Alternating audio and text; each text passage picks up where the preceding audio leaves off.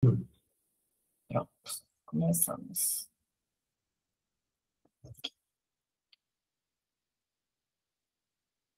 Tá tão pequenininho. Eu achei muito pertinente o meme junguiano que Eric botou lá no grupo, sobre os grupos feitos por homens e por mulheres. E aí, eu queria saber o que vocês podem falar sobre a partir da experiência de vocês. Porque eu tenho algumas impressões, inclusive algumas impressões não muito boas, no sentido de algumas experiências confirmam um pouco o meme. Só que, inclusive, na época que esse meme saiu, porque eu esperei a gravação começar, né, para falar isso. Pois é, Gustavo. Quando esse meme saiu, eu cheguei a comentar nos meus stories. Eu não reposto, eu printo e posto no meu para não levar a página, né, para o meu story. Mas eu comentei na época, porque eu fiquei muito incomodada, porque a partir da minha experiência, de fato, se confirmava a diferença de clima psicológico dos grupos, mas também a partir da minha experiência, a diferença vinha justamente de grupos liderados ou levantados por homens, serem grupos muito desagradáveis de estar, de participar, tipo assim. E na época, quando eu comentei isso nos stories, eu comentei isso, assim, de, bom, talvez seja porque grupos feitos por homens são muito desagradáveis de frequentar. Só que aí que tá, né? O desagradável tem a ver com esse clima, essa atmosfera do grupo, que não é tanto assim relacionada ao aspecto teórico, né? A discussão intelectual. E se a gente parar para pensar no que a gente está discutindo nesse texto, essa parte do agradável ou desagradável para a convivência das pessoas não é uma coisa que o homem se importa. Não é uma coisa que está na importância, assim, eles não valorizam. E falar isso é meio que chover no molhado, né? Quando digo, não, mas era desagradável mesmo participar. Talvez se eles não fossem pessoas muito desagradáveis, fosse mais fácil de frequentar grupos masculinos, né? Só que assim, eles não ligam. Ou pelo menos as pessoas dos grupos que eu participei não estavam nem aí para isso, não era sobre isso.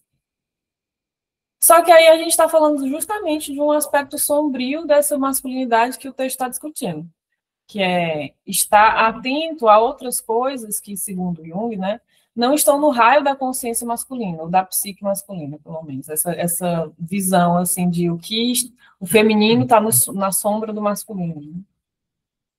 Enquanto que em grupos que eu já participei, que são mais frequentados por mulheres, tem de fato um clima muito mais agradável, só de existir, só de o funcionamento normal, né? Não parece, não é uma coisa que está num grande esforço das pessoas, não é um grande esforço para que as coisas sejam mais agradáveis para quem frequenta. É só acontece, por alguma razão. Aí, nesse sentido, de uma certa forma, eles falam, o meme meio que fala de um certo estereótipo, né? Só que é um estereótipo que eu acho que quando o meme apresenta, ele apresenta de um jeito bem. Eu entendo que tem um espírito de meme, né? Mas eu me incomodo um pouco com a forma que as pessoas falam as coisas. E aí fica parecendo que tem essa desvalorização, né? Desvalorização de alguns aspectos. Mas, enfim, eu estou falando aqui, eu queria ver como vocês também veem essa diferença das experiências que vocês tiveram. Porque vale dizer que a minha experiência é bastante limitada. Limitada, inclusive, a certos grupos. Eu não conheço todos os grupos, todos os tipos de junguianos, todos os grupos de junguianos, então é um recorte específico também, né?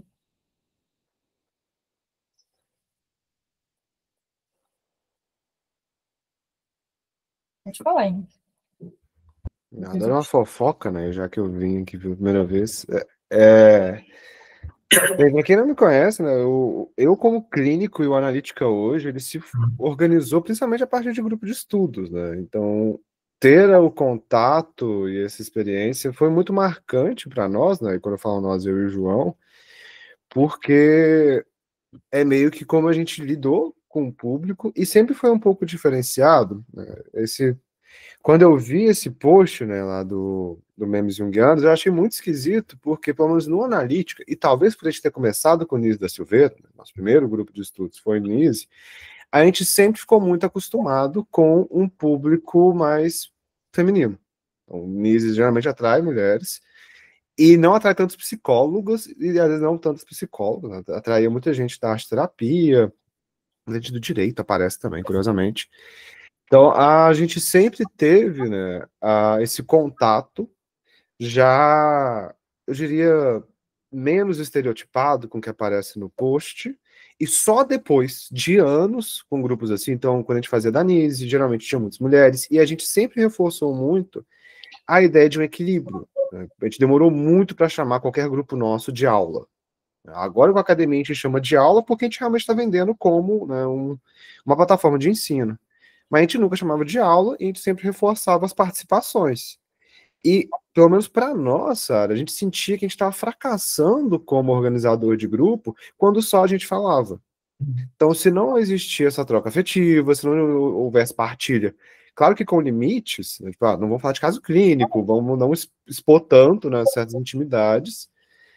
Então, a gente dava um certo filtro desses já desde o começo, mas se as pessoas não falassem, né, só eu e o João falassem, eles consideravam um fracasso o grupo. A gente sempre reforçou, gente, conversa, se tiver dúvida, tá tudo bem. Então a gente conseguia, né, trazer isso. A própria Bianca também já esteve com a gente. Eu não vi o comentário todo, mas eu agradeço, né? A Bianca estava com a gente desde o começo. Então, pelo menos a gente tentou criar esse clima, né, de tentar realmente acolher, e por muitos erros também, os primeiros grupos eram caóticos. Mas mesmo quando a gente saiu de Nise, então tipos psicológicos, né, temática da morte, que é um grupo que eu sempre fazia, sempre era, majoritariamente mulheres, e tinha muita troca, né? A gente sempre perguntou por que sempre tem menos caras no grupo da Analítica. Então, teve essa curiosidade, né? Pelo menos no Analítica hoje, poucos homens comparecem. Até hoje, é bem assim. A Academia Junguiana também mantém isso. Já depois, eu tive contato com pessoas, né, organizando grupos, porque é uma grande dificuldade minha, às vezes. Dependendo do ritmo, eu não consigo acompanhar o raciocínio da pessoa. E tive duas experiências muito marcantes. Uma que eu tô agora vivenciando e uma que eu vivenciei no passado, que era o grupo coordenado pelo Giovanni. Ele aparece nos grupos de WhatsApp de vez em quando, e ele conduzia até que bem. Só que o Marlon aparecia, né, e da outra pessoa também, conhecida, né, o Marlon Xavier, e era uma vontade de dominar. Primeira vez que eu vivi isso. Às vezes, não, era Acto e outros junguianos fazem isso nas suas lives, tipo, chamei alguém, beleza, vou falar mais do que o convidado. Eu fico, cara, por favor, não faça isso, né? Se você convidou o cara, deixa ele falar.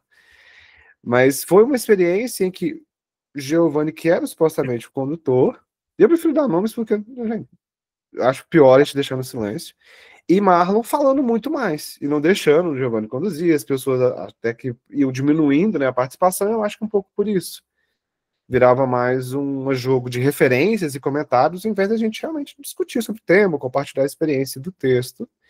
E atualmente eu estou participando, quando possível, de um grupo chamado Complexo Delas. Elas estão lendo O Noivo Devastado, da Marion Woodman, majoritariamente mulheres. Então, tem eu e acho que um cara de homens. E isso também virou pauta, né, para discutir o quanto que também é importante, coisa que eu nunca vi, por exemplo, Giovanni ou outros homens fazendo seus grupos, de ter essas perspectivas diferenciadas, e é um clima muito acolhedor. Então, às vezes, muito relato de caso clínico, compartilhar sonho durante a leitura do grupo, ou fora do grupo também. Então, é um clima, eu diria, ainda mais íntimo do que a gente sente na analítica. É um clima que eu prefiro, não é um clima que eu consigo imaginar na maioria dos grupos de estudos que eu conheço, que são coordenados, né, por essa galera mais rígida desse masculino, do logos. Não acho que é a regra absoluta, mas com certeza é o padrão mais frequente. Só antes do Gustavo falar, eu reparei numa coisa que você falou, que é a partilha. Alguma coisa sobre as pessoas ficarem um pouco mais à vontade, ou porque o clima do grupo favorece, ou porque as pessoas mesmo trazem isso. a coisa de talvez trazer algo sobre exemplo, partilha, situação e tal, que aí é uma discussão menos abstrata, né, Gustavo? Assim, concordo, né, com a impressão. Eu fiz mais grupos com homens do que com mulheres, assim, né? Então, isso também talvez seja um dado, por questões, né, da minha formação mesmo, assim, né, onde não existia o mundo online ainda. É, mas, assim, eu percebo, eu vou me abster de vários comentários sobre os grupos aqui. A gente pode falar pessoalmente sobre isso, mas eu acho que eu quero fazer um comentário que o Henrique já adiantou, assim, né, que eu acho que a questão com esses grupos masculinos está muito ligado com a questão do poder, né? Que eu acho que é uma coisa que o Jung aponta aqui nesse texto, e mais do que ele, até a Von Franz aponta muito quando ela vai discutir essa questão de ânima e ânimos, assim. É, e aí acho que essa coisa, né, que ele faz esse contraponto entre amor e poder, né, assim, que tem muito a ver também com esse logos e eros, é algo que aparece muito. Acho que os homens têm que dar uma revista, assim, nesse desejo de poder, que é alguma coisa que a gente precisa falar sobre, eu acho, sabe? Tem um desejo de poder e aí tem um desejo de dominar, né, a área, de censurar, né, é, de ocupar o espaço, né? É alguma coisa que eu vejo e vejo historicamente até, assim. Eu lembro quando eu estava pesquisando no mestrado, lendo as cartas, assim, do Neumann e do Fordham, tem uma vez que o Neumann vai publicar um artigo na revista que o Fordham coordena, né, o Journal, é, e aí o Fordham recusa, e o Neumann manda uma carta dizendo assim, olha, dessa forma, você não está levando a crítica em consideração, e você age como um censor que diz o que que a psicologia analítica deve ser. Eu vejo isso muito nos grupos masculinos, né, assim, esse o que a psicologia analítica deve ser, né, e, e aí acho que é um ponto importante, né, essa questão do poder me parece que é o núcleo central desse desagrado, né, assim, nesses grupos. É bem diferente mesmo de algumas conduções femininas. Óbvio que aqui, né, não dá para generalizar completamente, né, mas na minha experiência, pelo menos eu percebo esse traço, né, o traço do poder como fundamental. Muito bem observado, Gustavo, porque eu acho que isso é um complemento, inclusive, né, que a gente estava conversando. Do exemplo que o Henrique traz, de coisas que eu lembro também, é impressionante o clima de disputa, né? Parece que é uma disputa, uma coisa de eu sei mais, eu falo mais porque eu sei mais, e pegando esse ponto esse contraponto que eu estava falando da partilha, né, que o Henrique falou, e que o comentário da Laila traz isso também. É outro jeito, né? De um lado é disputa, do outro lado é partilha. A Laila comentou assim: eu comecei a dar grupos só com mulheres porque percebi que quando tem homens, as mulheres se sentem menos à vontade e ficam mais quietas. Reparo também. Minha experiência em grupos também não é tão ampla. Prefiro grupos coordenados por mulheres porque há mais troca. A gente traz para a experiência. Preciso dizer que adoro o Escafandro, que é organizado pelo Davi e pelo Nicolas. E também participo do Complexo delas, muito bom. Essa diferença da partilha, em que a partilha é para ampliar a discussão, a partilha vem desse lugar de tentar tanto trazer para a experiência uma discussão que pode ficar muito abstrata, como também ampliar o raio de percepções que a discussão teórica pode trazer. Pelo menos é assim que eu vejo. Eu acho que me enriquece muito quando a gente tem essas trocas que servem justamente para a gente ampliar e deixar mais aprofundado numa discussão que poderia ficar muito. E assim, eu falo isso no lugar de uma pessoa que tem muita facilidade para ficar na abstração. Eu posso ficar facilmente, então também não é assim, não estou botando nem defeito necessariamente, mas sei do problema, sei da pobreza, que pode ser ficar na abstração. Então, acho que a partilha traz muito para isso.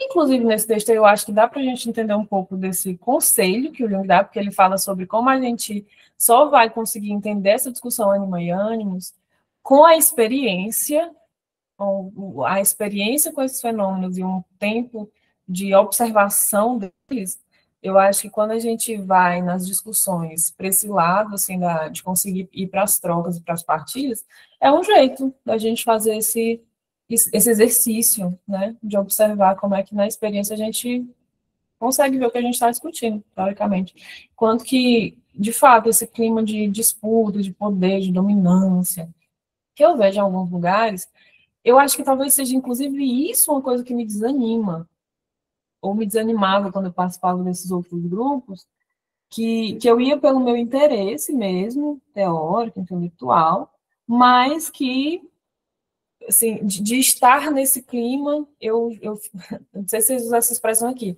mas eu amufino, eu fico amufinada, assim, eu murcho, eu fico murcha, porque eu fico, assim, não sei se vale tanto a pena assim, né? E é bem comum até em alguns lugares, assim, uma coisa que dá até para reconhecer, né? Assim, de observar. Lara.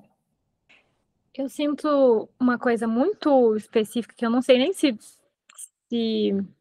embasa, mas que, assim, a experiência de grupo para que a gente troque e saia um pouco do teórico, que é muito forte entre junguianos, né, da gente ficar só na teoria e coisa, na coisa escrita, o grupo que seria... O que você quer, mano? O grupo que seria a possibilidade de sair disso para uma experiência, para troca e etc., geralmente, quando tem muitos homens falando, impede um pouco isso, de voltar, assim. Fica muito ainda no ciclo do racional, do intelectual, do que está escrito, da literatura em si, e sinto que as mulheres têm um pouco mais de disposição e de interesse em trazer isso para a realidade, em tentar elaborar isso com experiências, com outras coisas, né, com histórias, enfim. Que eu acho que é um diferencial do grupo, que faz muito bem, né, da gente estudar em grupo, justamente por isso, mas que às vezes tem esse impeditivo, talvez por essa coisa da dominação, né, do poder, de tipo, não, eu quero mostrar que eu sei, assim, e não sei nem se é uma coisa, aliás, tenho certeza que não é uma coisa consciente, né, que tá enraizada, assim, em certo nível, mas eu fico com isso, assim, de tipo, a grande vantagem da gente trocar, às vezes é meio que barrada por essa intenção masculina de ficar muito na literatura, assim, tipo, não, vamos voltar para cá, vamos provar o conhecimento nesse lugar teórico, sabe? E aí nos grupos que eu participei, poucos também, não são experiências muito vastas assim, mas foram a maioria com mulheres e eu sentia esse lugar. E aí, vez ou outra, quando tinha uma intervenção masculina no sentido da condução mesmo do grupo, né? Tipo, um convidado, alguma coisa assim, isso meio que rompia com a forma como estava seguindo, sabe? Eu fico pensando também o quanto dá para a gente tentar fazer um equilíbrio das coisas, né? Equilíbrio das duas coisas, porque, tipo assim, eu vou dar de exemplo o que está acontecendo agora. A gente podia, assim como a gente ficou um tempão, né, na reunião passada, falando sobre o texto. E esse texto ele é muito denso, eu acho ele excelente, inclusive, porque é isso, em cada parágrafo você fica um monte de coisa e tal, mas a gente podia ficar muito nisso. Se a gente ficar muito nisso, é fácil a gente sentir que o texto é muito bom, discute coisas muito interessantes, mas quando a gente vai fazer alguma coisa com ele, acha difícil de fazer alguma coisa com ele. E aí, quando a gente, por exemplo, agora discute essas diferenças entre os grupos, a gente está basicamente ampliando a discussão do funcionamento feminino e masculino. Quando a gente está falando, por exemplo, desse feminino que vai dar atenção para a relacionabilidade, para as pessoas, para a relação com as singularidades, né? Porque quando a gente fica falando, por exemplo, das partilhas, de exemplos, de situações, de experiências, a gente está dando essas roupinhas mais ou menos singulares para esses fenômenos, né? Esses fenômenos que na abstração ele vai chamar de ânime e ânimos. Então, se a gente fica na solução do ânimo e ânimos, a gente não dá essas partilhas, por exemplo, é fácil a gente achar que entendeu. Mas depois se achar muito difícil fazer algo com isso, né? Ao mesmo tempo, se a gente ficar só na partilha, nos exemplos e, né, nas situações, a gente também perde um pouco o fio de entender justamente o que é essa abstração animal, do que se trata isso, para que serve a gente entender isso teoricamente, né? Então, eu fico pensando o quanto que dá para a gente tentar manter um certo equilíbrio nisso, né? Nos dois funcionamentos, nas duas atividades. Eu acho que são importantes as duas. Você ia comentar, amigo? Eu acho interessante essa discussão ligada a essa questão de ânimos, porque eu percebo que, por exemplo, a presença, isso que o Henrique falou, uma coisa que eu percebi nos grupos também, é a presença grande de mulheres no grupo de estudo. E aí eu fico pensando que tem uma dinâmica que eu traço um paralelo com uma coisa que é relatada de forma comum em seitas, que é a ideia de um líder masculino e um séquito de mulheres ao redor desse líder masculino. Isso tem a ver com a projeção de uma figura de ânimos. E às vezes se fala que o grupo masculino tem um aspecto extremamente racionalizado e abstrativo, e tem às vezes uma correspondência de uma imagem de ânimos que cabe ali por parte desse público feminino também, que é uma das etapas até da ideia do ânimos como o homem da palavra, da sabedoria. E é o que acontece. Acontece que a mulher é jogada culturalmente nesse lugar, né, de não ter agência e voz. E aí ela acha uma figura que cumpriria essa função. Isso meio que cumpre um sentido ali que é limitador para ambos, né? De certa forma. Porque é aquele discurso lá no inconsciente também, que é do discípulo do mestre, né? Que aí fica os discípulos tendo um mestre que vai organizar aquela parte que não é adaptada do meu psiquismo, que é a parte de configuração racional. Existe um traço cultural para se empurrar mulheres para fora disso, né? E aí entra numa dinâmica também de um encaixe neurótico, vamos dizer assim, em alguns pontos. Obviamente, isso depende de como a mulher que está participando vai se conduzir no processo dela e o quanto esse homem que está conduzindo não vai cair no perigo da sedução pelo poder, né? Porque essas figuras que são dotadas dessa projeção, elas têm muito poder sobre essa massa. Aí eu fico pensando tanto nessa configuração de seita, mas em configuração nesse sentido. E eu acho que isso torna mais complexo quando a gente fala, por exemplo, porque os homens na psicologia analítica são muito desagradáveis, né? Por aí. E eles não... E às vezes eu já vi até comentários de gente frustrada porque o trabalho não estava dando certo e a pessoa não tinha a percepção de que ela poderia apenas ser agradável e que tipo assim, ela poderia apenas ser suave em seus modos. Mas tem uma coisa de uma escola muito masculinista, vamos dizer assim, que incentiva a desagradabilidade. Parece que você tem que atacar o coleguinha como um recurso pedagógico. Eu vou falar nomes até porque é a cara do Heráclito isso, e para mim é uma grande distorção de um padrão visto em desenhos japoneses, que é fazer o treinamento árduo do personagem. Se você for ver em vários desenhos japoneses, o treinamento do personagem é ele passar por um professor árduo, que fica, uma coisa meio Karate Kid, que fica ensinando pela dor. Aí eu acho que os homens têm um certo traço aí da nossa comunidade de querer ensinar pela dor, quando eles poderiam ser só agradáveis. Acho que não entra neles. Não, poderia ser só agradável. E ainda tem aquelas pessoas que tu falou assim, que se frustram porque o trabalho não está funcionando. Aí a pessoa vai lá e dobra a aposta. Ela acha que é sobre afiar ainda mais a espada. E aí tenta ficar compensando uma inferioridade, aumentando a carga. E assim, tem mais exemplos disso, né? Não é só uma pessoa. Mas acontece, eu estou pensando aqui também como tem algumas situações em que a pessoa faz de absolutamente tudo para conseguir essa coisa, né, adaptação via poder, né, de se tornar uma referência, uma autoridade, conseguir fazer, sei lá, conquistar títulos e tudo mais, e se ressente porque não gostam dela. Mas não faz a única coisa que precisaria fazer para gostarem dela. Faz tudo, faz todas as outras coisas que são zona de conforto, que são dentro de um funcionamento que já é o típico. Mas a única coisa que precisa fazer para ser gostada, não faz. E fica ressentido que não gosta. Uhum. Tem muito isso, né? E o outro exemplo que falou também do funcionamento de seita. A gente está pensando em seitas, mas a gente pode pensar em grupos outros, de como tem figuras que estão no lugar de autoridade ou de organização central, em que as mulheres não vão se sentir muito autorizadas, mas elas vão ser muito facilmente as operárias, chão de fábrica, vão fazer tarefas, vão fazer toda a manutenção, o funcionamento do grupo, todo o trabalho mais prático vai ser feito porque elas se autorizam muito mais rápido para fazer esses trabalhos. Esse trabalho vai ser dado como gratuito, como suposto, enquanto que uma figura que nunca vai sujar as mãos para fazer nada, então não vai saber o valor, o trabalho, o tempo que leva para fazer as coisas, está nesse lugar de autoridade, de chefe, de superior. Né? Não à toa, como se vê a imagem da secretária como mulher, sempre, né? Que é justamente a figura que fica na parte organizacional.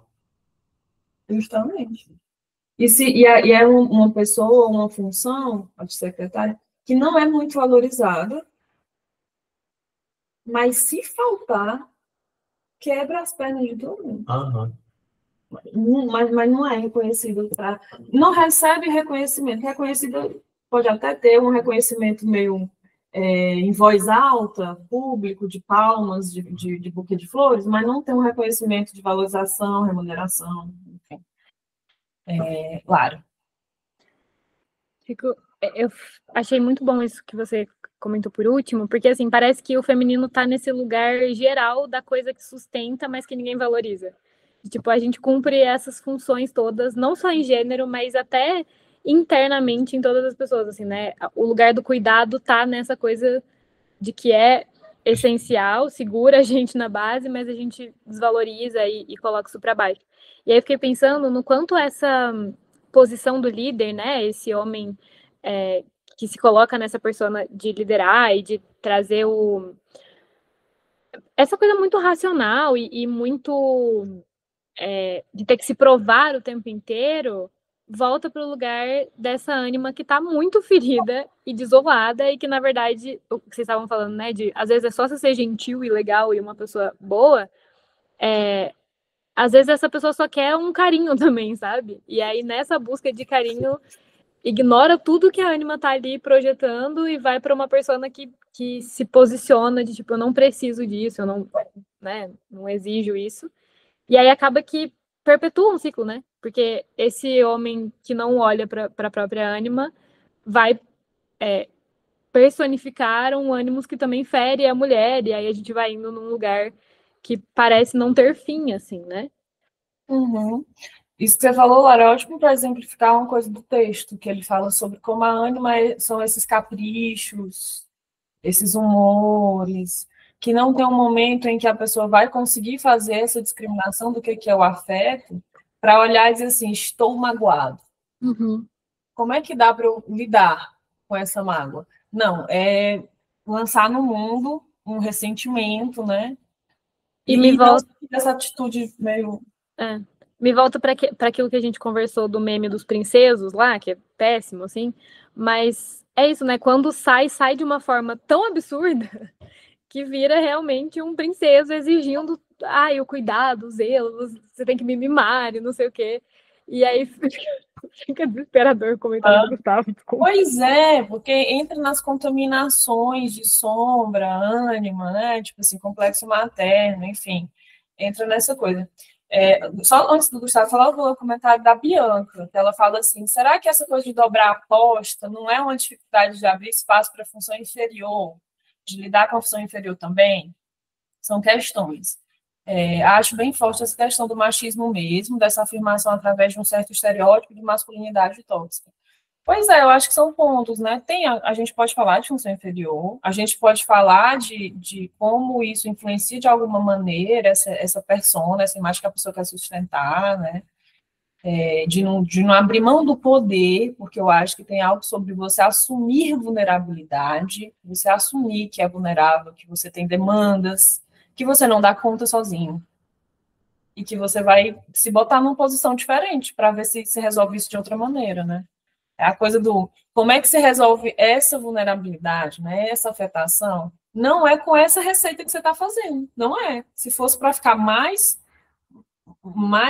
assim, beligerante, teria funcionado, não está funcionando, talvez não seja sobre isso.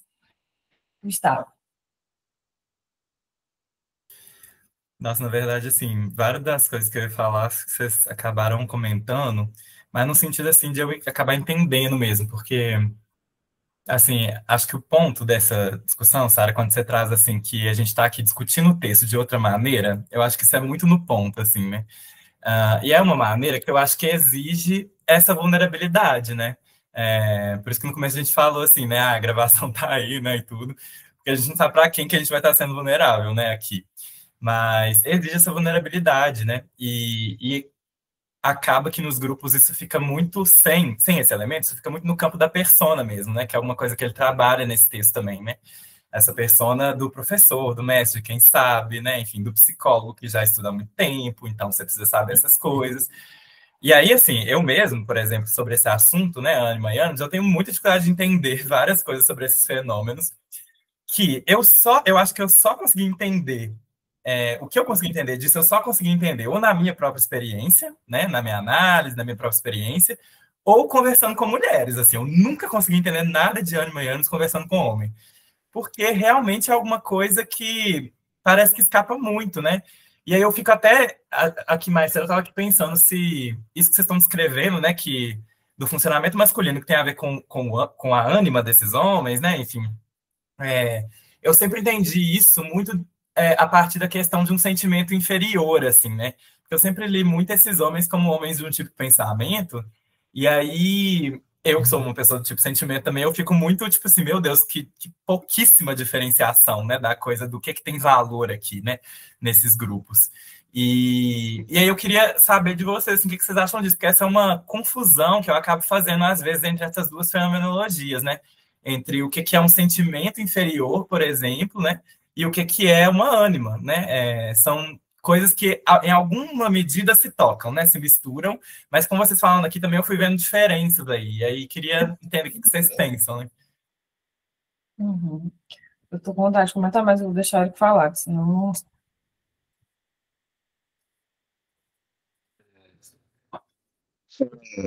De Lara e o seu complemento, Sara, me lembrou uma ocorrência que eu estou acompanhando na minha clínica.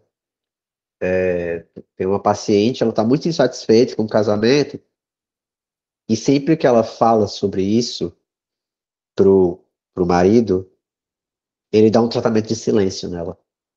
Ele simplesmente fica calado, e a gente foi conversando sobre isso, e aí é muito interessante como ela fica muito exaltada falando. Óbvio, né? E aí, num dado momento, ela falou que uma das desculpas que ele dá, por exemplo, é que ela fala de um jeito muito grosso e tudo mais. E aí, em seguida, ela fala, mas eu já falei de todas as maneiras e nada muda, né? Então, ele assume essa posição e é legal como ela percebeu que é uma violência. Ela já falou para ele, olha, você está sendo violento comigo a partir dessa atitude, né? Então, é para falar desses dinamismos e de como a gente pode ver um homem animoso, né? E não é, às vezes, de uma forma de gritar, de ser violento, né? Uma violência, aliás, ser violento de maneira ostensiva, né? É um outro tipo de violência, me lembrei disso, assim, né? Para tentar colar um pouco com a casuística, né? Uhum. Porque também tem uma coisa de ser tomado por humores, né? São outros humores ou são outras formas de operar com esse humor, mas, de fato. Bom, o que o Gustavo comentou, a primeira coisa eu também não entendi nada sobre ânima e ânimos falando com homens. Ou assistindo aulas de homem, que ficam muito nessa descrição, né? Uma descrição do conceito, uma abstração muito grande. E aí, eu acho que tem uma coisa também que o próprio texto trabalha, que é de você só conseguir entender isso quando você passa por isso. Quando você passa por isso e observa com várias ocorrências desse tipo, até você entender que é sobre isso que está, né? Sobre isso que se trata. Então, para mim, é um ponto do para falar sobre isso, a gente vai ter que falar sobre experiências, situações, exemplos e vivências e partilhas. E na hora de partilhar sobre experiências animosas, quem é o homem que tem essa disposição, né, de se expor? Porque, assim, eu acho que tem algo sobre você, de fato, para pegar alguma coisa dessa discussão, olhar para si mesmo. Lendo, pensando aqui, né? Lendo o texto e pensando em mim e pensando em, caramba, é assim, essa vez, essa hora, quando isso acontece, esse pensamento. E conseguindo, aos poucos, né? E pincelando isso a partir da própria experiência. Só que isso também, ao mesmo tempo, é uma disposição, né? Eu vim ler aqui um comentário. A Bianca comentou que é uma correção do comentário anterior do estereótipo de masculinidade tóxica, mas um estereótipo de masculinidade que está relacionado a uma masculinidade que precisa se afirmar pelo poder, e acaba muitas vezes desbancando para algo um tanto abusivo e tóxico. Uhum. Oi, Sara. Oi. Foi só uma correção.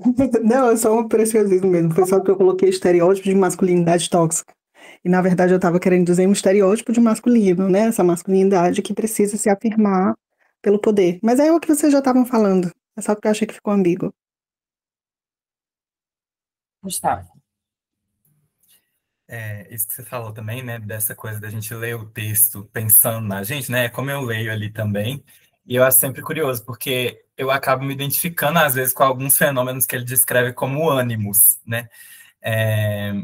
E aí, com alguns como ânima também e tal. E aí, isso volta naquela discussão, né? De, as pessoas têm ânimos e ânima, ou tem um ou outro, né? Enfim, aquela coisa teórica que parece que não leva a lugar nenhum também, né? Aliás, esse capítulo tinha que começar dos parágrafos finais, né? Quando ele faz essa advertência super importante de que isso se trata de alguma coisa que a gente só pode entender pela experiência e que ele está fazendo nada mais do que colocações provisórias, assim, né? Ele está fazendo um esforço para não definir aquilo em linguagem psicológica, né?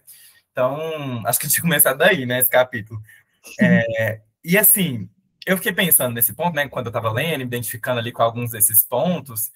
Primeiro, nessas diferenças conceituais, né, que eu estou falando, tipo, será que isso que eu estou identificando não se trata de outro fenômeno? Por exemplo, uma inferioridade de um tipo psicológico, né, enfim.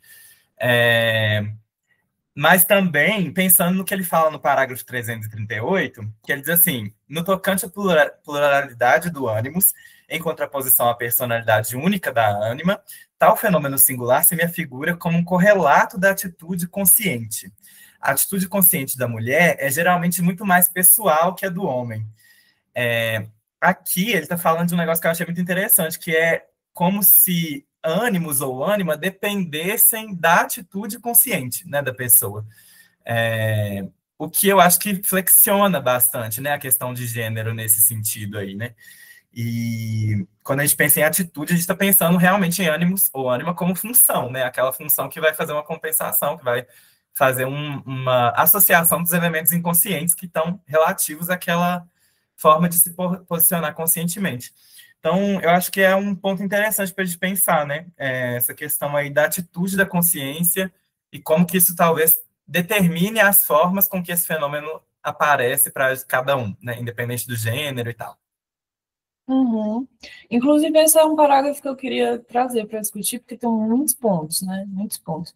Esse que você falou, com certeza, porque assim, a gente não vai conseguir falar de nada em analítica sem essa ideia da compensação.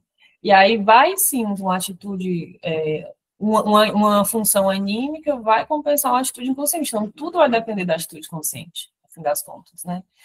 No parágrafo anterior, ele fala assim que a mulher tomada pelo ânimo corre o risco de perder a feminilidade ou a sua persona adequadamente feminina. E aí, sem um contexto, sem uma discussão do texto inteiro, né, e tal, é fácil pegar isso e entender de uma forma muito superficial. Mas pensando um pouco além, eu fiquei, assim, tentando entender o que seria isso, e para mim, pelo menos, funcionou pensar que se ele está dizendo que essa atitude consciente é mais pessoal na mulher, né, no parágrafo seguinte ele fala isso, então a mulher tomada pelo ânimos, ela vai perder essa capacidade de ter uma relação mais pessoal. Essa capacidade que aparentemente ele trata como tipicamente feminina. essa capacidade de relação e de vínculo, porque vínculo a gente estabelece com uma coisa singular. Um objeto que existe como uma coisa singular que você vai reconhecer como uma coisa específica, em vez de uma coisa abstrata e impessoal e genérica, que não vai ter uma característica que diferencia, né, a singularidade. Eu fiquei pensando nisso. E aí, nessa hora então, é uma atitude consciente que vai meio que influenciar essa função anímica. Aí, nessa hora, a continuação do parágrafo, ele vai falar sobre o mundo feminino ser composto de pais, mães, irmãs, relações, né? Enquanto que o mundo masculino é o do povo, dos negócios, dirigido para uma finalidade e tal. E tá, eu consigo entender o que ele está falando, mas eu fico pensando, mas o quanto isso muda pela a configuração cultural? O quanto que dá para dizer que é isso a atitude feminina ou da mulher, mas a partir dessa cultura em que mulheres foram socializadas dessa maneira, né? Essa maneira para se dedicar a isso, para se dedicar a essas relações. E eu pergunto isso com uma curiosidade genuína, porque eu fico pensando que, para todas as outras coisas, o Jung fez um estudo de comparação, né, de religião e mitologia comparadas, para chegar numa coisa arquetípica. Aí ele falar de um feminino nesse sentido de uma coisa arquetípica, se esse direcionamento para o vínculo, né? Em outras configurações culturais, ainda apareceria desse jeito, por mais que mulheres não fossem determinadas por relações familiares, por relações próximas, ainda seria? Enfim, questões. Eu tinha marcado uma outra coisa aqui, mas eu estou falando demais e o Eric já está com a mão levantada faz um tempo. Fala, Eric. Não, mas é só digital mesmo, tá baixado aqui, não tem problema não. Eu tendo a pensar a forma como o Gustavo estava colocando, como você colocou, nessa dimensão posicional. Se a posição da sua consciência ela é logos, e aí a gente vai pensar em homem, né? Se é eros, a gente vai pensar em mulher. Então, a configuração anatômica não garante que a gente está tratando de uma consciência feminina ou masculina, né? Eu entendo assim. E que essas posições mudam naturalmente, né? E aí vai existir algum tipo de recorrência. Vai ter gente que vai se posicionar masculinamente a vida toda. Vai ter gente que vai mudar. Vai ter gente que vai mudar ocasionalmente. Vou dar um exemplo. Eu tenho uma amiga que minha relação com ela é onde eu mais vejo essa coisa do ânimos. Tipo, ela sempre tem alguma opinião muito forte, que é uma frase só, e que não adianta você falar nada com ela, a opinião dela é aquela. Eu vou dar um exemplo. Eu sou nomono e ela não sabe. Ela fica, não sei o quê. Aí ela chegou uma vez pra mim e falou assim, não monogamia é coisa de branco. Só isso. E aí, eu sou branco, né? Aí eu disse, cara, não é assim. Aí fui falei. Trouxe todo um estudo, não sei o quê. Adiantou de nada. Próxima semana a gente tava conversando, ela meteu essa mesma frase. Então, assim, não adianta, né? Aí ela conversando com outras pessoas, tendo outras experiências, ela mudou. Hoje em dia ela não tem mais essa visão, mas tem isso, né? E aí, sobre esse lance da posição da consciência. A gente tem um amigo em comum, que ela estava se relacionando com ele foi péssimo com ela, assim, péssimo. Enfim, sem defesa. E aí eu conversei com ele, e eu falei, olha, eu conversei com ele, eu queria conversar contigo. Antes de eu dizer qualquer coisa do que era a conversa, ela falou assim, ó, se você vier passar pano, eu não quero saber e você é meu inimigo, desse jeito. A gente é amiga há mais de 10 anos. Então, tipo assim, naquele momento, a posição da consciência dela não estava sob qualquer possibilidade de relação, de acolhimento, de compreensão. Ela só estava, tipo, com muita raiva. Então, assim, naquele momento transitório, a posição da consciência dela estava completamente oposto da relação. Era, na verdade, de ruptura. Então, isso se modifica. né? Esse traço da atitude externa, da atitude interna se modifica e tudo que a gente precisa pensar é posicional, assim, você não pode pensar tanto de uma maneira estática, porque é um modelo dinâmico, e nem de uma maneira substancial, assim, não existe, eu até me irritei na reunião passada, a gente falando, né, não existe a substância ânimos, a substância ânima, né, isso são nomes que a gente dá para falar de fenômenos, então não existe isso de, todo mundo tem ânimos e ânima, não, ninguém tem nada, né, como eu estava falando, a gente assume posições, e aí eu acho que, de fato, todo mundo pode assumir essas posições, e todo mundo pode assumir uma posição da consciência masculina ou feminina, dependendo do seu contexto e tudo mais, mas não é uma coisa que você tem. Aí a gente pode dizer que a gente tem potencialmente isso, né? Mas não quer dizer que não existe uma contrassexualidade, por exemplo, né? O que é atestado até pela uma diferença corporal. Uma diferença corporal que pode ser demarcada. Então, basicamente é isso, pensar esse modelo dinâmico mesmo, assim, de que não existem posições estáticas. No fim das contas, o que eu quero falar é disso, assim. Então, uma coisa que você falou, Eric, que aí eu vou só complementar para que a gente saia um pouco do vício que a gente cai com alguns termos. Por exemplo, você falou assim, que ela estava numa posição mais, né, animosa, digamos assim, e faltou acolhimento, faltou compreensão, que são termos que a gente associa muito a feminino e que eu acho que tem uma certa carga que talvez dificulte a compreensão do que de fato seja feminino. Não, mas eu não falei que faltou, assim, eu falei que não tinha possibilidade, né? Assim, porque ela antes de eu falar, né? É mais porque como a gente vai mesmo achando um jeito de expressar o que a gente precisa expressar. No exemplo que você deu, eu fico pensando, o que faltou foi, de fato, uma abertura para uma relação individual, pessoal. Ela não estava conseguindo sair da ideia, do princípio geral que ela botou na cabeça dela, né, naquela situação afetiva, para se relacionar com a situação, aquela vivência específica do momento, sabe? Aquela emergência da experiência do momento, que era uma situação individual, que são todas a nossa vida. Se a gente for inclusive, a gente cria princípios para automatizar algumas situações, porque se a gente fosse parar para cada pequena situação, fazer uma avaliação individual, seria muito trabalhoso.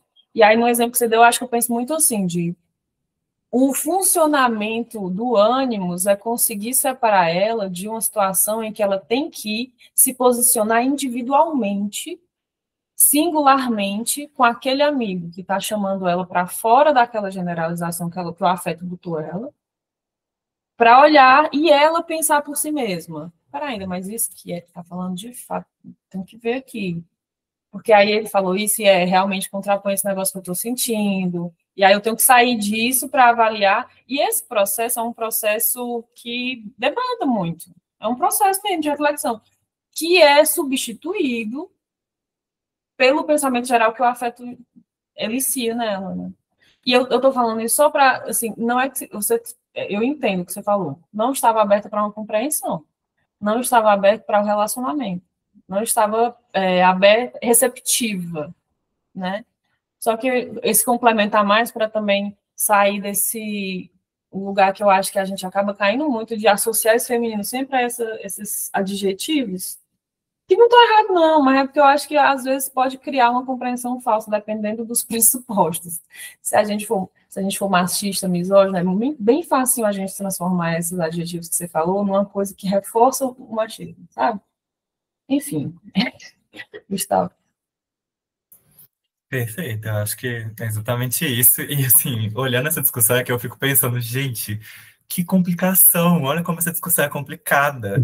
Porque, assim, claro que a gente entende isso que Eric fala, né? Que talvez realmente Eros e Logos sejam os melhores jeitos de descrever ali, né? Essa coisa do que é ânimos e ânima, porque aponta para a questão de posições mesmo, né? E concordo super com isso. Quando eu penso em Eros e Logos, fica mais fácil de entender essa coisa da posição. Mas isso, o Jung, ele vai entender isso como alguma coisa que estava ligada às configurações de gênero da época dele, e aí se mistura mesmo com a questão de gênero, né? Assim, e até hoje, né? A gente está nessa discussão aqui agora, e Eric fala uma coisa, Sara, um ponto de vista feminino que fala outra coisa, né? Enfim, complementa, complexifica a questão, né? Porque isso ainda está ligado, né? Então, hoje a gente vai ver fenomenologias, né, de ânima e ânimos, ainda nessa forma muito tradicional que o Jung coloca, né? A gente vê isso na clínica, vê isso na vida, e vê outras que são tão diversas, que são tão diferentes que a gente não consegue nem entender ainda, né? Que me dá a impressão, assim, de que 100 anos depois a gente continua na estaca zero que o Jung estava também, né? Assim, porque a cultura mudou, né? Então, a forma como o Jung via isso, que é a parte da cultura, já mudou, e aí a gente tem outros fenômenos também. Tem fenômenos tradicionais, tem fenômenos não tradicionais nesse sentido, né? Então, acho que é um ponto importante, né? Porque essa discussão acaba sempre muito acalorada mesmo, exatamente por isso, né? Porque a gente sempre esbarra na questão do gênero para além da questão das posições, né? O comentário, inclusive, me fez pensar em como a gente precisa, de fato, achar muitos exemplos diversos dessas vivências de gênero para ver se a gente consegue encontrar um fundamento comum que sustente a ideia de ânimo e ânimos, né? A Laila, por exemplo, comentou aqui que acha muito delicado esse tema porque há um risco de compreender a personalidade de uma mulher que não tem essa disposição para o cuidado, casa e marido, como se ela tivesse sido tomada pelo ânimos.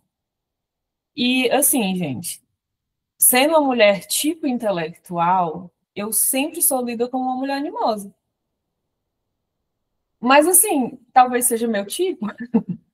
Talvez, de repente, se trata do meu tipo. Só que, pelo meu tipo, eu vou ser lida como se eu for uma pessoa tomada pelo ânimos. Porque eu falo as coisas de uma determinada forma. Não é a forma de falar, talvez seja uma outra, a função anímica ser observada em outras coisas, em outro tipo de funcionamento, outro tipo de situação, né? Que aí é o que eu estou tentando levantar aqui, de como é que a gente consegue observar essa função anímica atuando em diversas expressões, de mulheres e homens que expressam gênero de formas diversas, e ver o que é que fica de comum, né? Não, assim, não que eu não tenha meus momentos animosos, com certeza tenho, mas, pô, só porque eu sou uma pessoa pensamento, aí é foda, né, Henrique? Entra, inclusive, naquela discussão, Gustavo, que eu não esqueci, eu anotei, tá anotado aqui, a gente vai voltar em algum momento. Para falar disso aí também. Eu guardo para você falar, eu pensei que era você que tinha que falar sobre isso mesmo, do sentimento e ânimo, né, Henrique? Então eu vou abrir a porta, né? Porque eu vou comentar exatamente disso. Tá, todo mundo vai seguindo junto. Porque acho que essa discussão, né, a partir do que Eric traz, nos mostra muito como os conceitos do Jung serem vistos de forma heurística, né? Então, esse aspecto explicativo. Tem até uma definição, não lembro em qual livro, que a nota de rodapé coloca, né? Que o aspecto heurístico é a capacidade de chegar à verdade. Eu não lembro se era uma verdade ou a verdade. Mas como até a noção de verdade depende de uma dialética, porque dá para ler o fenômeno pelos dois lados, de forma distante e crua. Tipo, talvez seja uma constelação, né? Uma possessão do ânimos e impediu um ato erótico. Mas, ao mesmo tempo, pode ser uma pessoa muito bem elaborada, né? Com sua função. Sentimento, tipo, não, cara.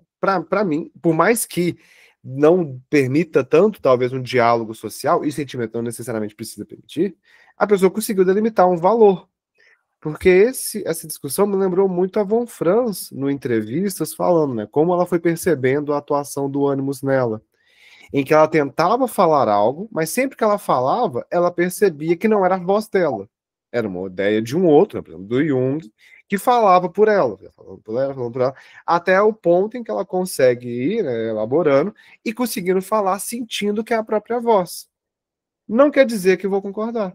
Não quer dizer que vai ser agradável. Né? Eu acho que passa, às vezes, a impressão de que quando você não está possuído, pelo menos você consegue ser agradável. Né? Você não incomoda ao expor sua opinião. Não é animosa, o negócio que comentou, sabe?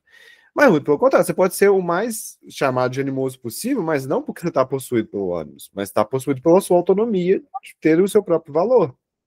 Mesmo que o grupo inteiro discorde, né? Não, cara, eu não concordo com isso. Foda-se, é a minha voz, ela tá dando esse tipo de contorno.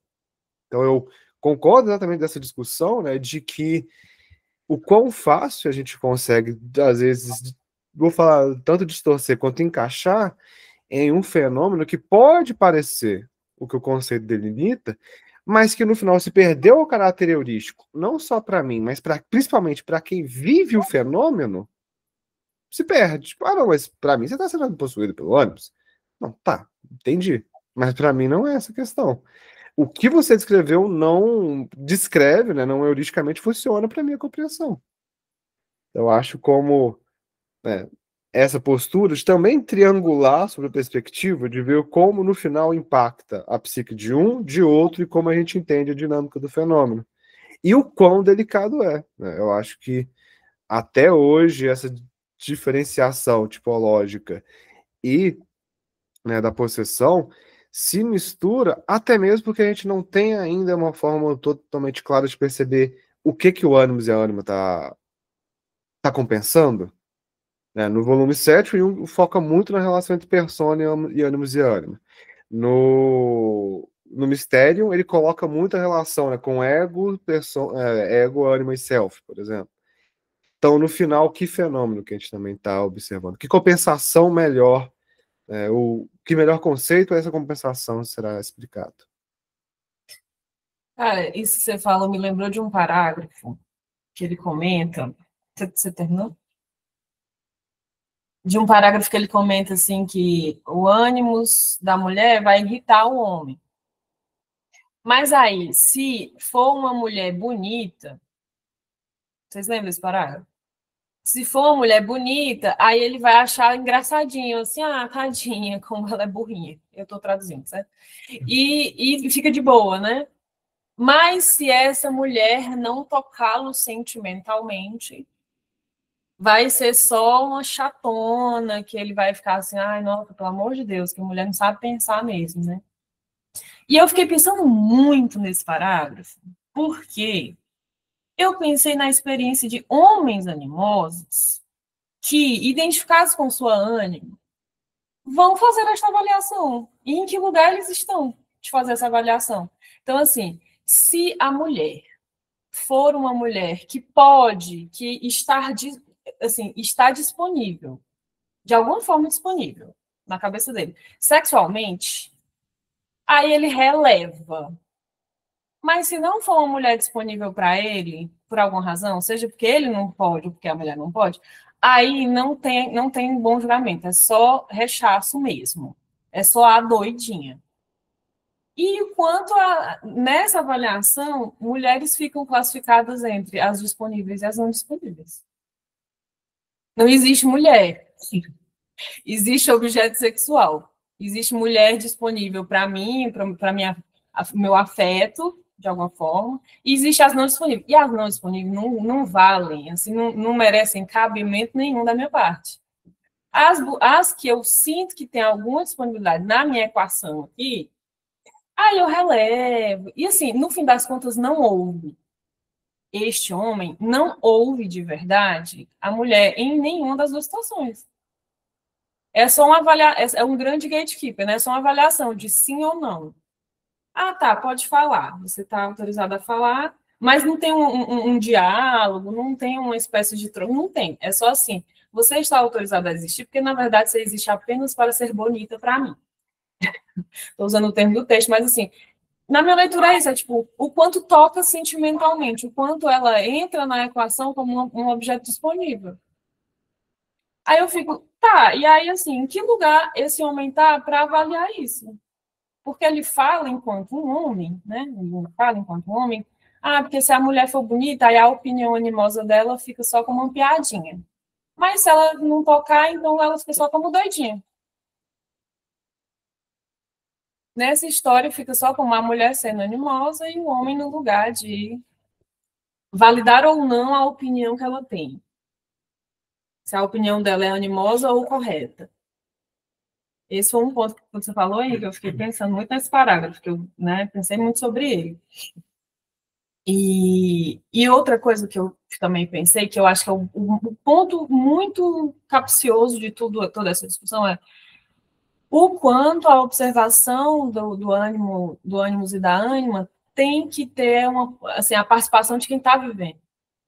Porque se for depender apenas dessa observação externa, a gente está preso nos pressupostos dos outros. A gente está preso, por exemplo, no homem animoso, no homem identificado com a ânima, dizendo se sim ou se não. Dizendo se a gente está sendo animoso ou se a opinião que a gente está falando vale alguma coisa.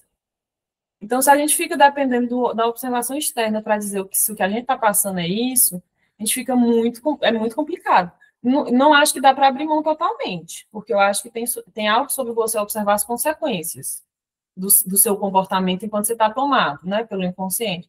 Mas tem uma coisa aí que é você conseguir aprender a observar isso também, em si mesmo. Você começar a aprender a ver isso também, para você conseguir sustentar, por exemplo, quando você tem que sustentar. Você conseguir observar que você está afetado, na hora da afetação aconteceu isso, e, pô, toda vez que acontece isso, meu funcionamento é assim, tal, para quando a coisa estiver um pouco mais organizada para você, você ter mais condição de não estar totalmente na mão dos outros, da observação dos outros, dizendo se você está... Porque assim, gente,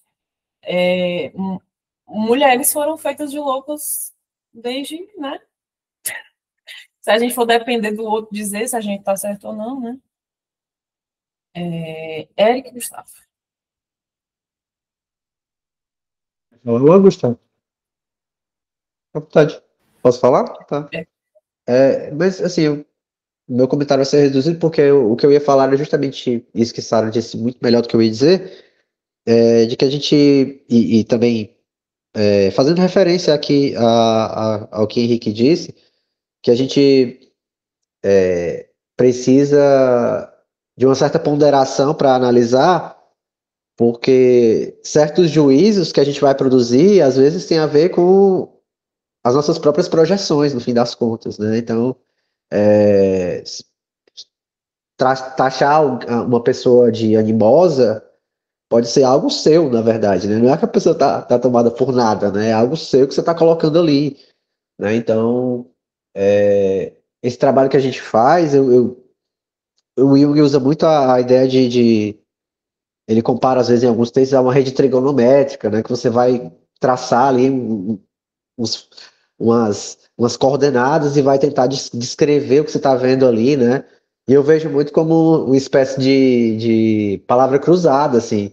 Você tem essa resposta aqui, aí você tem essa resposta aqui, quando você cruza, aí você chega num terceiro termo, né? Que Henrique falou como triangulação e tudo mais. Então, para a gente, especialmente no trabalho clínico, né, requer que a gente observe e compile mesmo exaustivamente ali o que a gente está escutando, né? E também nessa relação que a gente tem com os outros, né? Quando a gente fica nessa de analisar nossos amigos, nossa família, as pessoas ao nosso redor, né? Ter muito cuidado para entender se a gente realmente está compilando os dados que sustentam a nossa posição, se a gente está projetando a nossa visão sobre aquelas pessoas, né? A nossa própria animosidade, enfim. Mas a forma como você falou, eu acho que traz mais coloridos, né? E sobre a questão geral que a gente está tratando, a gente vai inevitavelmente esbarrar nessa coisa das representações de gênero, né? Inclusive, a minha intenção, quando eu peguei lá o meme lá da conta do Instagram, era justamente para a gente pensar junto com o pessoal da sociologia, né? Que faz esse trabalho de maneira muito sistemática, assim, de pensar as representações. A gente precisa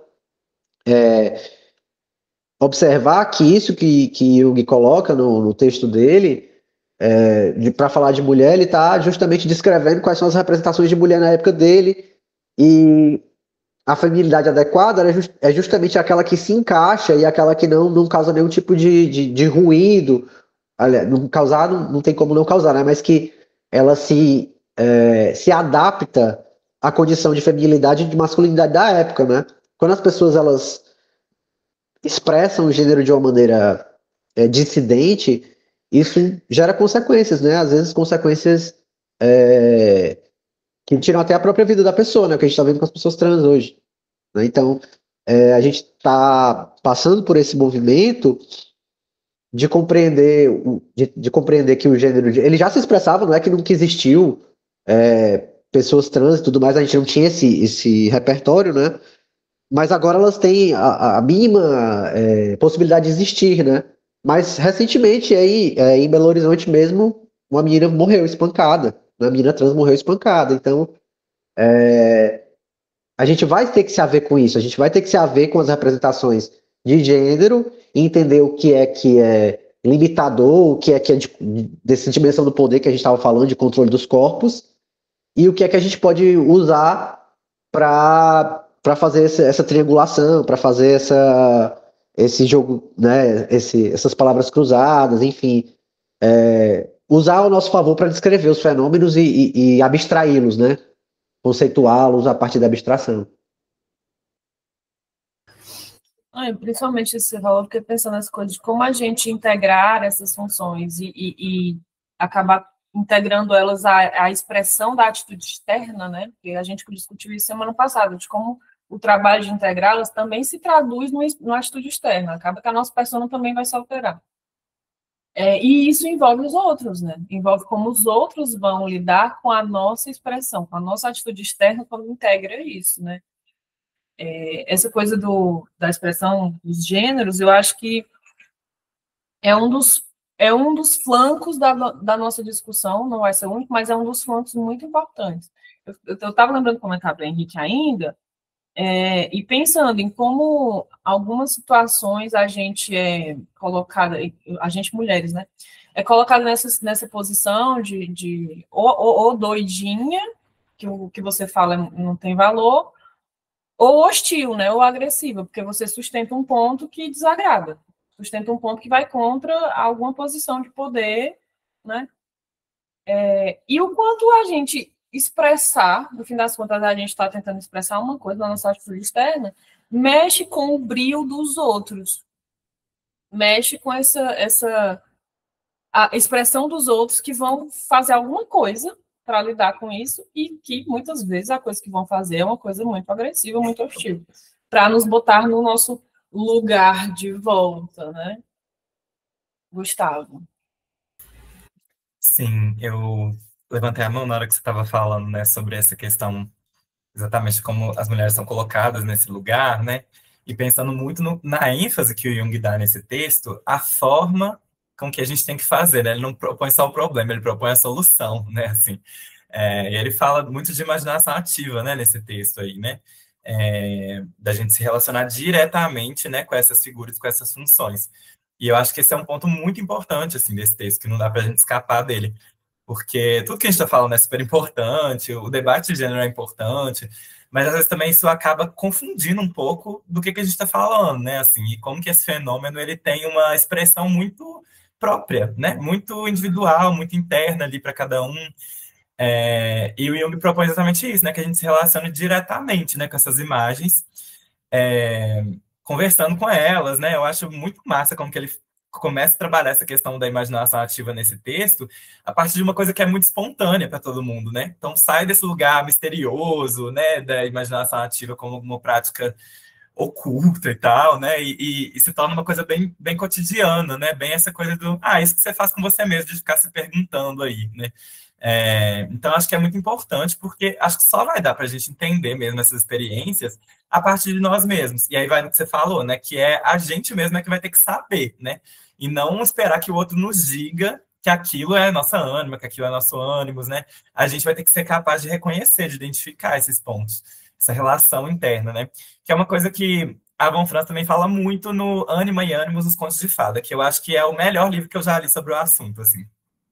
É muito bom, os exemplos realmente se tornam muito claros, né? E também, né, uma mulher falando mais uma vez, né?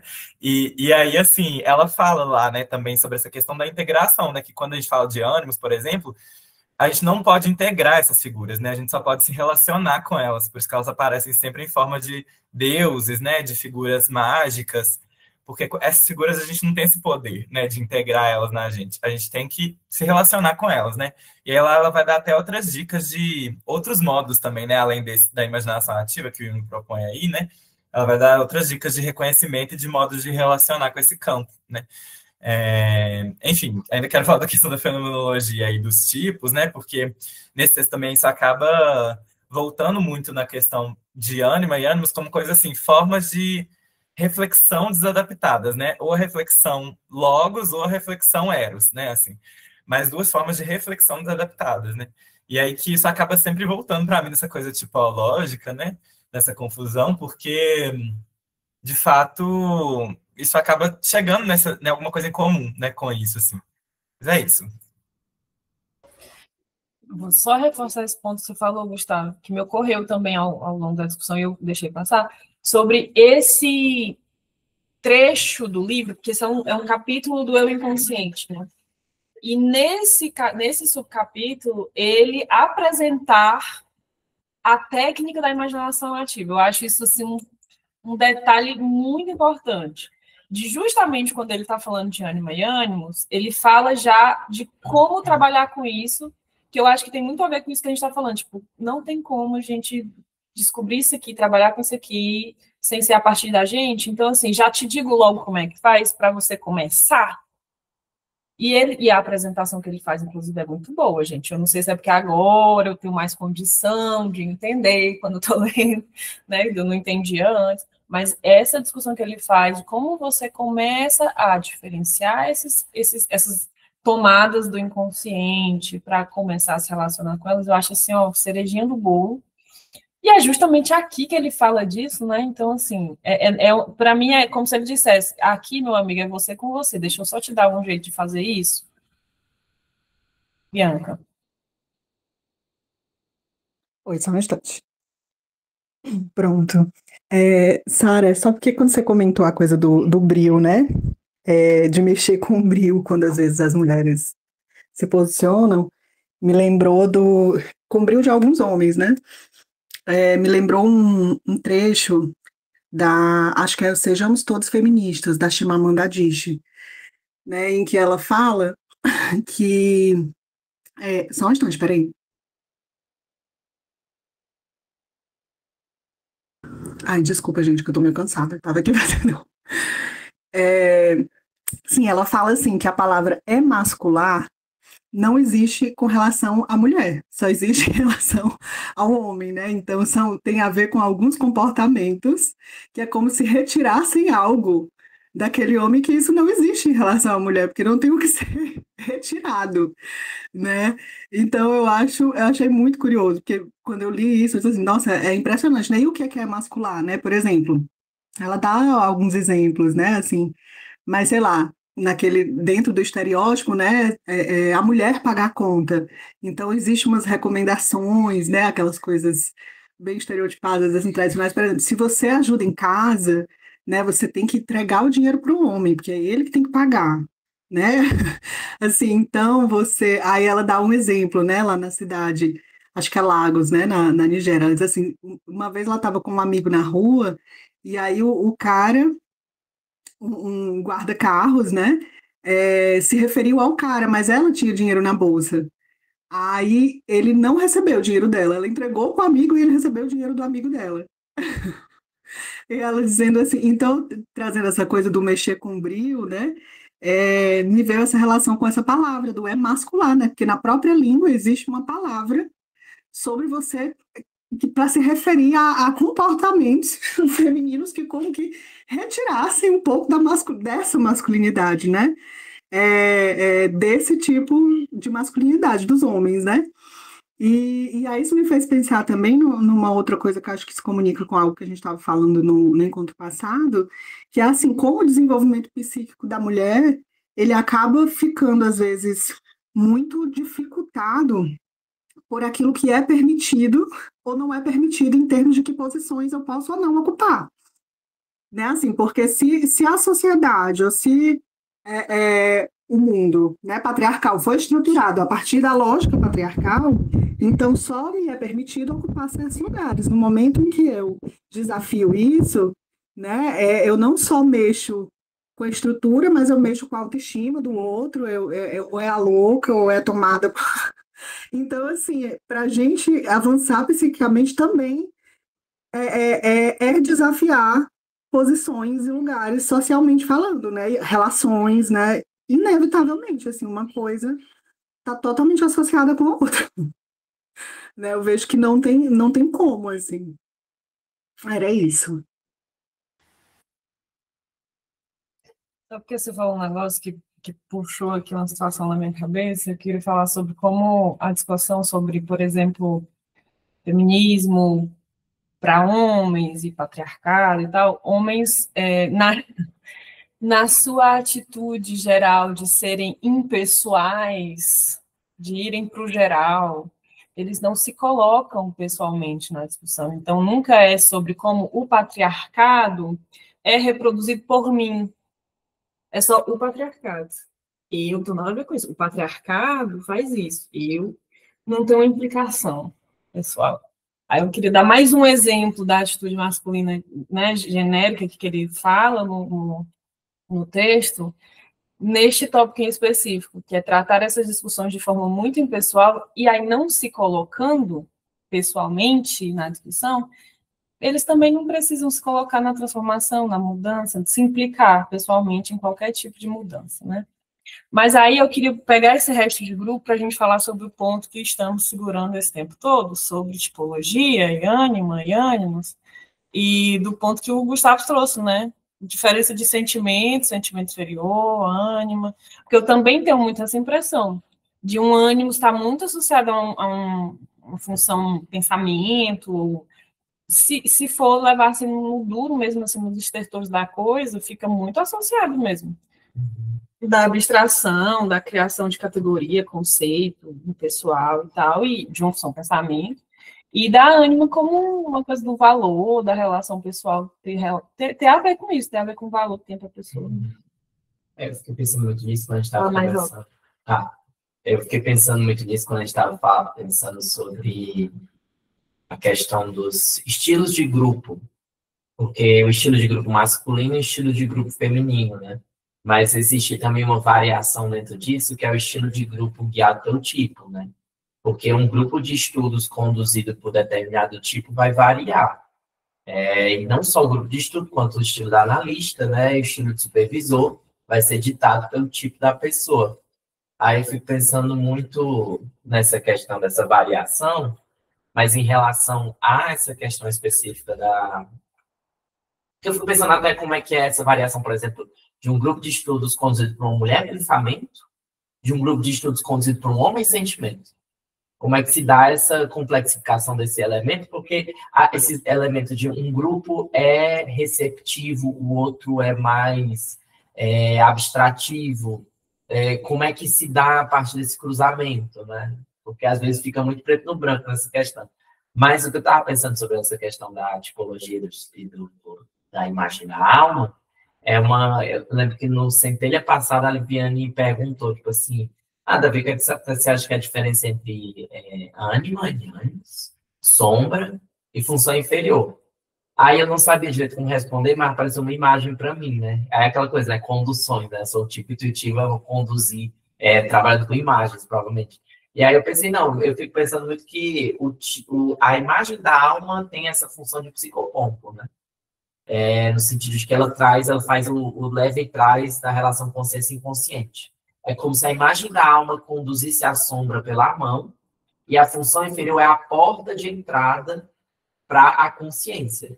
Porque tem essa ideia da função inferior ser porta de entrada. Obviamente é uma imagem bem limitada, mas a gente faz pensar na diferença, por exemplo, na questão do sentimento, em relação à diferenciação entre sentimento e ânima inferior, que é a ânima, eu acho que ela não lida exatamente com o sentimento, mas com o trato das emoções.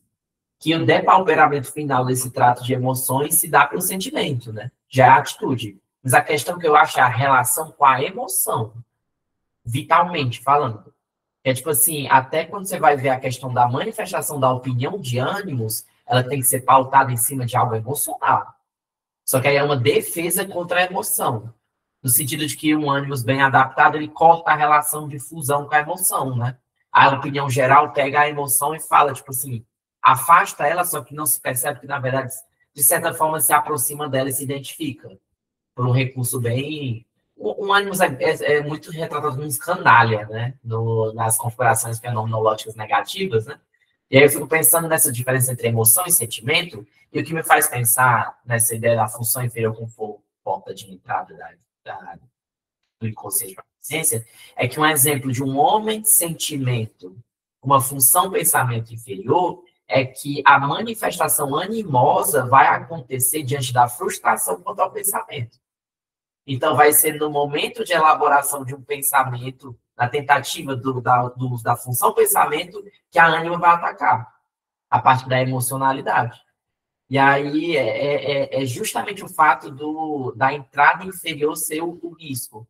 Tanto é que, pensando, por exemplo, uma mulher tipo pensamento, é justamente na dificuldade de valorizar que vai entrar um pensamento geral que vai tentar dar uma resposta, que vai ser sentido como um pensamento. Porque eu acho que o grande truque talvez seja, por exemplo, a emoção de um homem sentimento, seja isso se enganar, é como se o conteúdo se camuflasse com a função superior. E aí você acha que a mulher pensamento acha que é uma formulação de pensamento, acho que é uma dupla armadilha, e o homem sentimento acha que ele está fazendo uma valoração quando ele está, na verdade, sendo consumido pela emoção. Eu acho que tem a ver com essa diferença, sabe? Entre emoção e sentimento, nesse caso, e pensar na relação ânima e ânimos com a emoção. E aí isso varia a partir da função inferior com porta de entrada. E aí é por isso que o Jung fala sobre ânima e ânimo serem representações da função inferior, da hora, né? Porque eu acho que é só por aí que eles conseguem realmente entrar no sentido invasivo. Vai ser pela função inferior que a imagem da alma vai atacar a pessoa. Eu fico pensando muito nessa variação específica. Faz algum sentido, até pensando nesse texto específico, que ele fala sobre a afetação. É sobre o afeto. Quando ele está falando sobre a coisa do diferenciar, a afetação e tal, é tudo sobre a grande afetação. E como a afetação gera essa identificação, a identificação com a coisa anímica, né? Você falou a coisa da sombra, e eu fiquei lembrando do Aion, que ele fala como... o primeiro contato que a gente vai ter é com sombra, né? Tudo é sombra, no final das contas, sombra. E é como se por trás da sombra estivesse a função anímica, nesse sentido de a função anímica ser a produtora de projeção.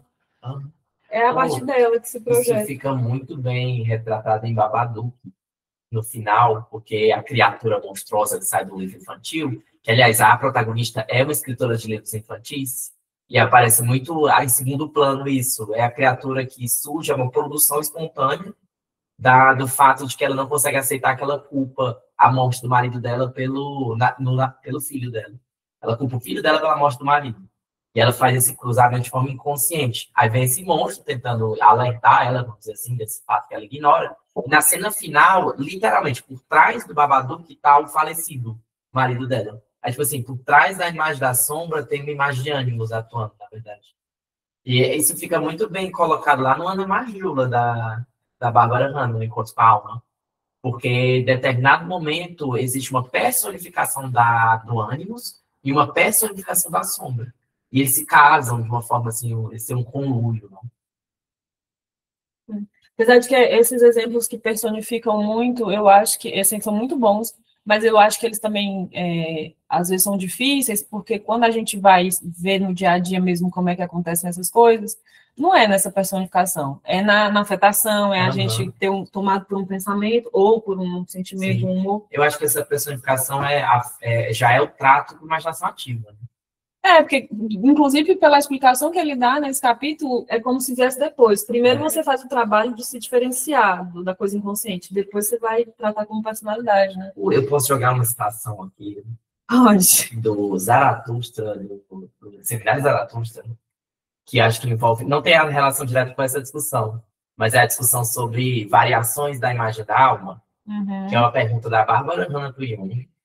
Ela fala assim: eu realmente queria perguntar o quanto a pluralidade do ânimos era uma compensação para a atitude para com o mundo exterior. A mulher é geralmente monogâmica e o homem polígamo. Ela pergunta: se uma mulher superasse sua atitude monogâmica, o ânimos tenderia a se tornar como a ânima do homem? Aí o Jung responde, né? Tal coisa acontece empiricamente apenas sob certas condições. Aí ele joga essa. Por exemplo, se houver certa quantidade de homossexualidade, você poderá obter uma figura de ânimos que é quase indistinguível de uma ânima. Ela teria um caráter de sexo muito misto. Isso é dentro de uma discussão que ele vai mostrar que o conceito de espírito e o conceito de alma tem uma inclinação masculina e feminina. Cada um dos dois. Aí ele vai mostrar que, tipo assim, o fato do conceito de alma ter muitos exemplos femininos é uma questão do fato de que os homens que imaginaram o conceito da alma eram homens. Ele fala isso, tipo, abertamente. Mas ele diz, há conceitos de alma que são masculinos e conceitos de espírito que são femininos. Aí ele joga isso e fala que, tipo assim, o que faz essa leitura espírito masculino, alma feminino, é realmente uma inclinação cultural. Parece que alma e espírito são hermafroditas nesse sentido geral. Mas aí ele joga essa coisa, acho muito interessante essa ideia de que é complementar a persona, né? Joga isso aí no grupo, por favor. Gustavo, estava com a mãozinha levantada. Deixa eu só ler aqui o comentário da Bianca, porque ela pediu para você repetir esse trechinho final. Ela teria caráter de quê? Não sei se... O ânimo, né? acho que é essa parte final que você leu, né? Você... A alma Só o teria finalzinho caráter... do trecho. Não, que a alma tem um caráter... Ele fala do trecho que o ânimos teria um caráter de sexo muito misto. Seria uma figura, de certa forma, uma imagem da alma andrógena. Sim. Nossa, esse trecho é perfeito, meu Deus. Ele vai em tudo que a gente falou aqui hoje, né? Eu queria tanto estudar esse seminário em grupo, mas Uhum. camarada Matheus também.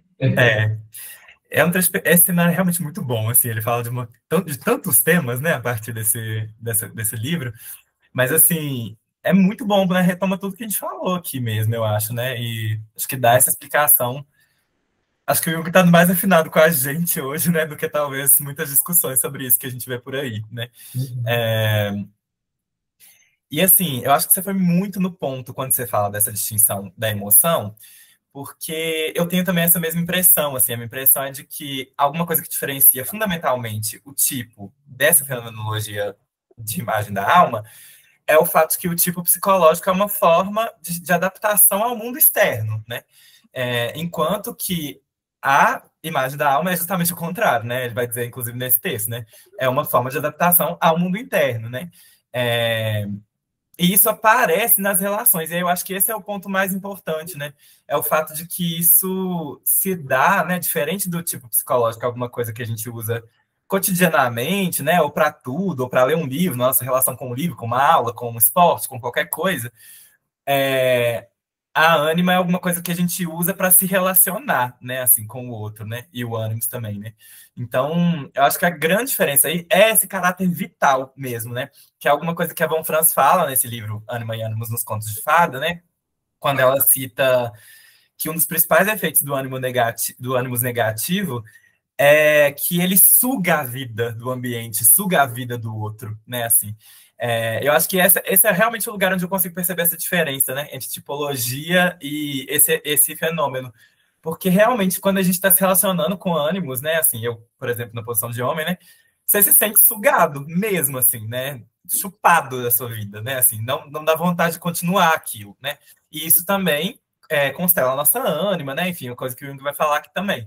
Então, essa ausência, né, esse chupar da vida aí, né, que existe nesse ponto, eu acho que é o efeito relacional, né, da coisa mesmo, né? Isso não sugar a vida porque é mulher, né? Sugar a vida porque é relacional, né, assim. E as relações são desgastantes, né, nesse sentido. Então, acho que essa função de imagem da alma tem muito a ver com esse ponto, né, com o ponto relacional, com o ponto vivo mesmo da coisa. Que é diferente da questão da tipologia, né, que serve para outra coisa, simplesmente para adaptação ao mundo, né?